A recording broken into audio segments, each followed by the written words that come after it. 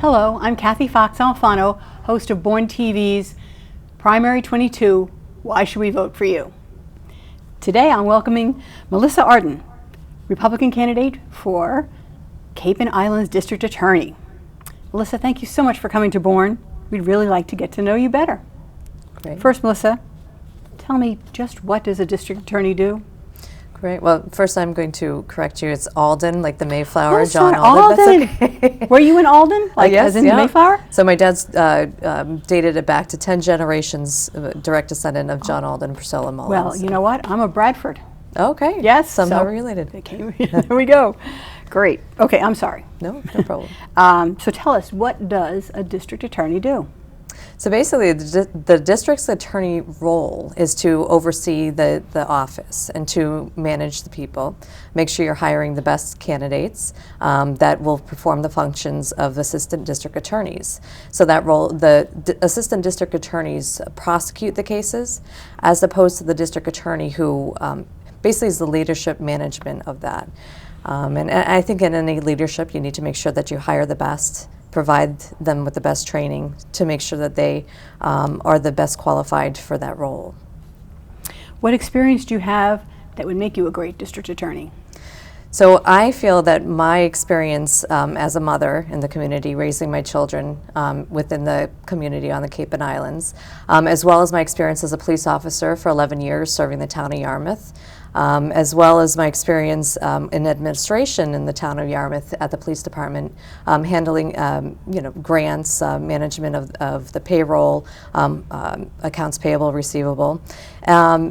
Also with my role as an attorney. I've been an attorney for 13 years. The cases that I've handled range from family law cases, guardianship of minor, guardianship incapacitated, as well as mental health cases, and care and protections, which involve one of the, three of our most important issues here on the Cape: substance use disorder, mental health issues, and then community safety and justice. All right.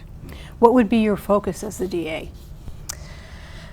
Primarily to begin with, or as in general, like a vision for what you'd like to see? So my vision for the office is to bring some changes. So we've had the two district attorneys ever in the Cape and Islands District Attorney's Office, Phil Rollins and O'Keefe. And O'Keefe's been there for 20 years, and we've had the same programs in place. And my opinion is that the programs that are there are not working, and we need to look at revamping those programs to make sure that we are having the best results for community safety and justice within the community. We have programs that can be brought to the Cape that are implemented in other courthouses throughout the Commonwealth. I think that we need to have a mental health session within the Cape and Islands, as well as a veterans court. We have 28,000 veterans Wow. on the Cape and Islands, and it's the largest cluster, I would say, in the Commonwealth. Wow. So why we don't have those sessions consistently on the Cape, I think, is a disservice to the community. And the other thing that we haven't really focused on heavily is prevention. We have a huge substance use disorder issue here on the Cape and Islands. I saw that firsthand as a police officer. I saw that affecting children that went to school with my son. He basically went from DY schools to a Barnstable school and then ended up in Nauset. So I know a lot of people throughout the Cape and Islands that it doesn't matter what family they come from, but we need to do something to prevent the next generation from becoming substance use dependent. How many people work for the DA? So I had this question before. Basically, unless I went in there and got their roster, I believe it's about 60, and that includes the assistant district attorneys, the support staff, which includes the victim service advocates. So there's approximately 60, and it is public record who's there, but I don't have the most current for 2022. Okay, no, that's fine. The Cape has an increasing number of seniors here. They're retiring here or they're already living here.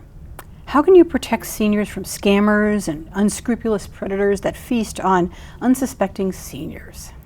So that's actually a great question for me. When I was a police officer in the town of Yarmouth, I actually worked with Elder Services, Elder Services in conjunction with a community intervention team. And one of the roles that I had is to put seniors that we noticed in distress in the community in contact with Elder Services and resources that we had through the Yarmouth Senior Center. I also participated in a elder risk information network. So there's an elder abuse coalition that I still participate on. Okay. And one of the roles that we do is try to get out information to protect elders, to get community resources involved. So banks, if they notice money being taken out of different accounts, to get information out about different scams that are going on. The police departments are pretty good about notifying people in the community of scams that are occurring. Also, as an attorney, I've done a lot of guardianship and conservatorship cases that involve elders, where it's either the family members that may be taking advantage of them or exploiting them, or it could be a third party. We have a lot of people that are coming into people's homes and preying on the fact that they may not be able to oversee their jewelry or finances, or we have checks being taken. So I have experience on many levels of going firsthand and noticing somebody in the community that may need assistance. And because, as you said, we have a lot of people that retired here to the Cape, that they don't have that set of eyes on them. So it's a type of community effort that through Independence House is one of the big. Chris Moore and I have worked with extensively, and she created this elder abuse coalition. It's pretty active. There's some ads that I know we did a Dennis public service announcement, and so it is something that we need to be aware of. And the DA's office obviously has a role in prevention and being involved in the community. So I could firsthand be able to give some input as to what my experiences are and how we could better protect our senior citizens. Great. So you're saying you would hold veterans and mental health and other specific sessions? So yes, I think it's very important. As I indicated, there's 5 other courts in Massachusetts that currently have these programs in place. I think that it's an easy transition, since these pilot programs have been established in other communities, that we bring it here and make changes where necessary so that it fits our Cape and Islands community. But we definitely have resources for veterans that are within this community that could be impacted by that. What does having a veteran session or a mental health session, what does that actually mean? So with the veteran session, basically it's a diversion program, so that somebody that is not a violent repeat offender, or depending on what the crime is, it can be diverted and they could be put on probation and have to participate in certain programs that would be outlined. Of course, it differs for every person what the crime is, right. But we have to remember with every crime there's a victim. Who that victim is. So those things need to be looked at. The veterans have a great network here and resources available that sometimes they're not put in contact with. And if they're having to go to Plymouth Court to attend that veteran session, I think it does a disservice to the Cape and Island community and the resources that we have here, so that we could address it here in the community. In regard to the mental health session, we have Orleans Court, Barnstable, Falmouth, and the islands. And we have, I heard about 80% of the population in jail has mental health issues or dual diagnosis, right? Wow. So if there's people who are not violent, who are committing crimes because of their mental illness, why don't we have a session where the supervision can be longer than 6 months per se, identify the mental illness, get a counsel appointed to that person so they could hire their own independent medical examiner, determine what the appropriate diagnosis is, what the appropriate treatment is, and give them some guidance and support that they haven't had since most of Massachusetts opened the doors to say basically you're on your own with your mental illness. Once they went into jail, do they get any help about mental illness? So I cannot comment directly on that. I don't know for sure. I've been focusing primarily on what the district attorney does. I've been told that they have programs, rehabilitation programs, but are they working? I would venture to say not if we're having the same people going in and out. Right, right. What is a diversion program, and do we have one now? So there's multiple diversion programs. Again, it depends on the offense. It depends on the age. So there's juvenile diversion programs. There are veteran diversion programs. There are mental health diversion and the drug diversion programs. But as I've indicated, I don't feel that they are working for this community. I think a lot of times it's a cookie cutter approach was, somebody says you need to do an inpatient program. Well, is that inpatient program working? Has the person who's referring them to that actually seen the programs, attended those sessions? As a police officer, we do, what's called ride-alongs, and we have people come with us and see what we do firsthand. I think it's important for the assistant district attorneys to go on ride-alongs with other police officers and see, firsthand what's going on. But on the other end, too, to see with these diversion programs, what they're suggesting as a diversion, is that something that's going to work for this individual? Is there mental health cases? We don't have enough trauma-informed therapists on the Cape and Islands, and we don't have enough anywhere throughout the country. So I would say that we need to look to, are we going to need to hire more within the system? We have to look at the budget as well. We have to, to be cost effective. But I would say that if there's a reduction in the number of people who are repeat and coming through, that does reduce the burden on the system. Right, right, and it makes us all safer. Exactly. Yeah. So, how closely would you work with the town police forces?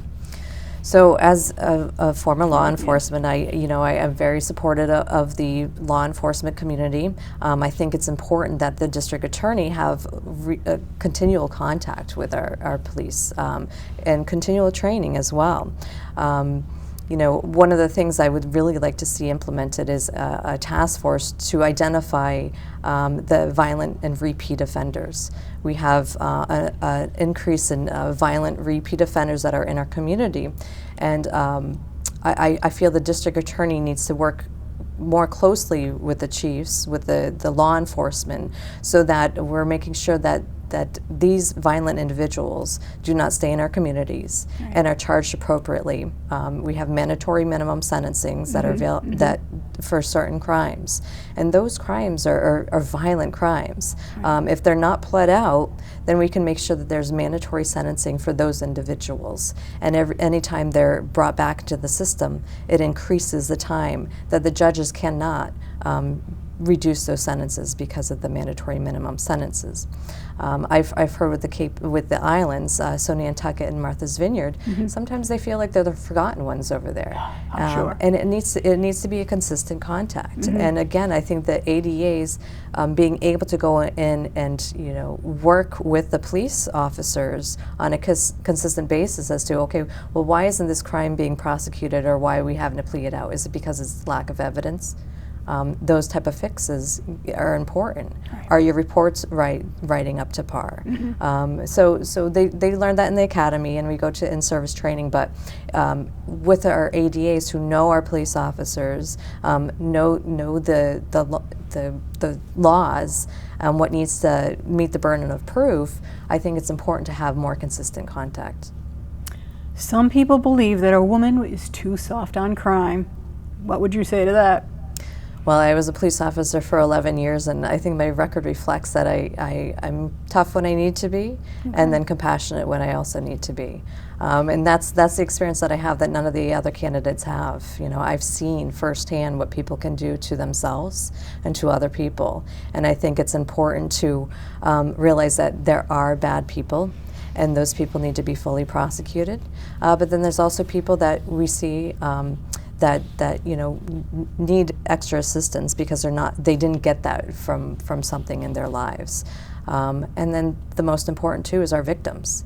Our victims need to have a lot more advocating for them, because we have legislation for defendants. We have legislation to protect defendants' rights, but we also need to think of the victims and the effect that the crimes have on their families and the victims. So you would fully prosecute sex offenders, drug dealers, violent criminals? Yes. Okay. How about bail? If somebody is convicted or has been arrested for one of these really, pretty awful crimes, are they given bail, or do they stay in the jail until their trial? Well, so that would be up to the judge and up to the, in regard to the crime. So we there's been legislation to address that, and whether there should be held until they're. So it's one of those gray areas where I can't say, okay, overall, this is what overall, right. But, I am a firm believer that we have violent repeat offenders, and I think that the best thing we can do is to keep them out of our communities. Right. And whether that's through legislation or the judges are able to do that through bail, I think that needs to stay in place. The reason I ask is we have an issue now in town where someone was just arrested for child rape. And everybody is really up in arms about that. And, is that person still walking around, or are they in jail? I don't know. So, right. I heard about that this morning. Yeah. And, I do believe that he didn't make bail, but I can't say for certain. Right. But yes, that is a huge concern. Right. Bail is sometimes so low. For low-income people, it's really high. For people who have money, it's nothing. So, and that's what you have to look at too, as to, defendants have the right to a speedy trial. Right. And why don't the victims, why isn't it pushed forward as well? So we had COVID, so some excuses are that, the reason the trial is pushed off is because of this. Well, I think there's ways around that. I think that, we need to make sure that we're advancing these trials so that our victims aren't living in fear. Their families aren't living in fear. I know one of the other candidates recently discussed a conviction that they had on a rape and charges that were, I believe, 3 years ago. Mm-hmm. Well, my problem with that is the same thing. That person was still out in our community for 3 years waiting for the trial, right? Wow. And what are the restrictions or the bail? To wear a GPS monitor, surrender their passport, stay away from the victim and the victim's family. Right. Well, what about other potential victims? Exactly. So that is those type of issues need to be addressed and need to be looked at as to what changes can we make so that we make this more of a victim advocacy as well. Great. Okay. Is there anything in particular you can do to protect our children in schools? In regards to predators? Well, everything. Now, kids sometimes are afraid to go to school because of what they see on television, that somebody walked in the building with a AK-57 and shot up the place, as well as other students coming in. And, so I think the kids are, on edge everywhere. Yeah. So, as a district attorney, the district attorney's role is to enforce the laws on the books. Right.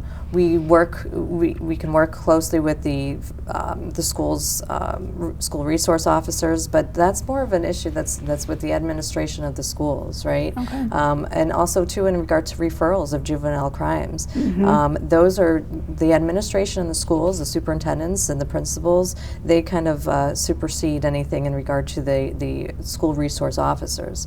I think at times there's been school resource officers who have been required to keep their rifles or their long guns in the vehicles locked. I don't know if that's the policies here on the Cape and Islands. But I can't say as a district attorney what I would be able to do in that regard. But violent repeat offenders and mental health is one of the key components of what goes on. Right. There's certain things personally I would like to do in regard to the schools, but that has nothing to do with my role as a district attorney. So, and what I would be able to do in that capacity. Could you do education in the schools? Absolutely. So absolutely. So again, one of the key things missing is prevention and the ability to get into the schools and and to work with the schools as to, okay, the violent offenses, being aware of issues with mental health, being aware of people's families, family dynamics. One of the programs I like to bring is the Child Endangered program that's been in place in Connecticut. I was involved in the Massachusetts Association of Women in Law Enforcement. Okay. I sat on the board for about 8 years. I was vice president for the last 4 that I was on. Great. And we did a lot of conferences, and one of the child endangerment programs is identifying youths at risk in the schools, those ones that might be more likely to offend or have offenders in the family because of what they have in their home environments. Right. I mentioned at my last debate that the biggest issue and concern I have is that the children have had no eyes on them for the last couple of years with COVID. That's right. That's you know, right. I've done a lot of cases where DCF's involved, and children are seeing their parents die from opioids. Wow. They're having to live their lives feeding themselves and taking care of themselves because their parents are addicted to substance. And what does that create? It creates trauma. Of course. And trauma creates mental health issues. So it's a community base, and we're lucky here on the Cape and Islands because we have this smaller intertwined community that we could actually do something about this. Okay. And I think that if we have a more proactive district attorney's office, that we could move to the next stage of let's get our community recovered, and not have further tragedies. Yeah. 88 kids in 2021 from substance use disorder 88 kids what? died of overdose. Wow. And, I say kids, but I view anybody from 30s on down. Yeah. 88 is what I was told is that. On the Cape. Correct. Wow. Yeah. It's an ongoing issue, and having seen it firsthand in 2014 is when I remember it exploding because I was out there and I was administering Narcan when we finally got Narcan. Yep. Yeah. And having to tell families that they lost somebody. And you look at the ripple effects of what this has caused in our community. Yeah. Wow. So, Melissa, tell me, why should we vote for you? So because I believe we need a change here on the Cape and Islands, and I believe that I have the background and experience by living here, by working here, by raising my family here, to bring the necessary changes so that we have a safe community and we have justice here. I worked with Sean Gannon, and his deaths could have been avoided. He's a violent repeat offender. We have a number of these individuals that have been in our community and released, whether they're being pled out or the prosecution isn't enough. Exactly. And so my experience is here within the community. I've been living here. This is where my kids are. My kids have gone to public schools here. I want it to be safe for my kids and their friends and their families. You mentioned the elders. My parents, they don't like me to refer them as elders, but they're here in this community. Right. And I'm lucky that they're nearby, that I can keep an eye on them. Yeah. But not everyone has that. Not everybody has that. Right. And the district attorney's role is not to prosecute cases. It's to make sure that the district attorney's office is well run. And I think it needs to be proactive. And we need changes, so we need somebody in there who hasn't been in the same path and deciding, to stick with the same programs that aren't working. Great. Well, thank you so much, Melissa. That's really a great talk, and best of luck to you in the Republican primary on September 6th. Yes, the day after Labor Day. So please, you've been watching this on Born TV. You can watch this and my other interviews on borntv.com. Please watch, meet all the candidates, and then you be the judge. Get out and vote.